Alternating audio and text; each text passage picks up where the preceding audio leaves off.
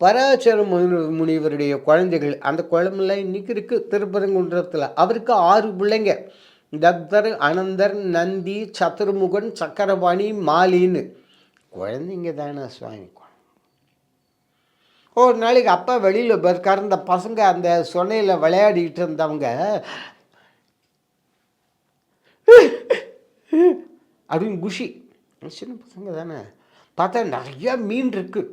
இவனுங்க என்ன பண்ணானுங்க, இந்த மீனை பிடிச்சி நல்ல வெயில் நேரம், இந்த பக்கம் பாறை, இன்றைக்கி அந்த பாறை எல்லாம் இருக்குது. இந்த மீனை பிடிச்சி அப்படி தூக்குறதுக்குள்ளே தண்ணி கீழே வடிஞ்சிரும். இந்த மீன் அப்படியே பிடிச்சி அப்படி இப்படின்னு துடிக்கும்போது படக்குன்னு தூக்கி இந்த பாறை மேலே போட்டுறது. துடித்து அந்த மீன்கள் இறந்தன. பராசர முனிவர் வந்தார். டை டை டை என்னடா என்னடா இந்த பாவம் செய்கிறீர்கள்? உங்களை பார்த்து திட்டுபவர்கள் அப்பா அம்மா ஒழுங்காக வளர்க்கலைன்னு திட்ட மாட்டார்களா? அதுதான் சார், என்ன ஞான நூல். தன் மக்கள் தான் இருந்தாலும் செய்த தவறுக்கு தண்டனையை அளித்தாக வேண்டும். என்ன யாரு சாபம் கொடுத்தாரு சுவாமி? யாராக இருந்தா என்ன? 5ல் விளையாதது 50ல் விளையாதுன்னு பழமொழியே சொல்கிறோமே. இப்படி அடுத்த ஜீவராசிகளை கொஞ்சம் கூட பொருட்படுத்தாமல் இவ்வாறு துயரம் விளைவித்ததன் காரணமாக நீங்கள் மீனாக போய் பிறக்க கடவுது.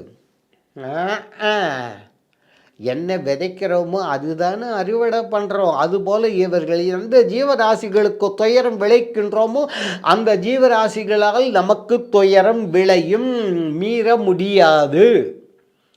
அந்த 6 பேரும் அப்பா அப்பா அப்பா அப்பா என்ன முனிவர் பிள்ளைங்கள்ல, அப்பா அப்பா அப்பாண்ணா. சரி, முருகப்பெருமான் அவதாரம் எடுப்பார். அப்பொழுது அம்பிகை அந்த முருகனுக்கு பால் கொடுப்பாள். அந்த பால் சில துளிகள் அந்த நீங்கள் இருக்கக்கூடிய அந்த குளத்தில் சிந்தும்.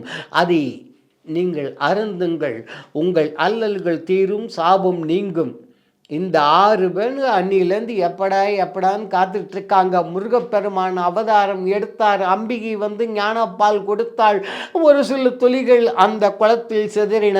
அதை உண்டு இவர்கள் சாபம் தீர்ந்தார்கள். இது நடந்த இடம் இந்த திருப்பரங்குன்றம்.